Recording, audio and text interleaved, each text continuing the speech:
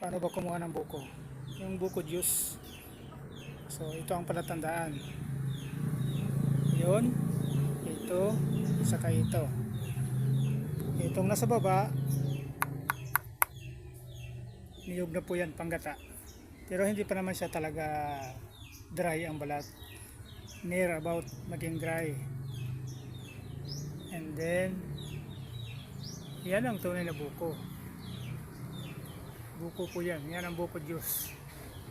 Kasi yung sa ibabaw niya, iyon, maliit. Hindi katulad nito, malaki.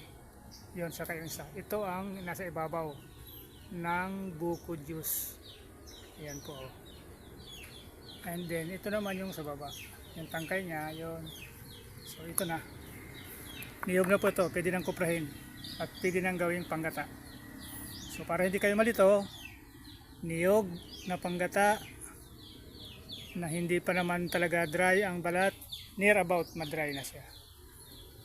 And then, sa ibabaw niya, yung magkakadikit na tangkay na yan, yan. And then yung isang yon. So yan po ang mga sign para malaman natin na ang tunay na buko ay ito.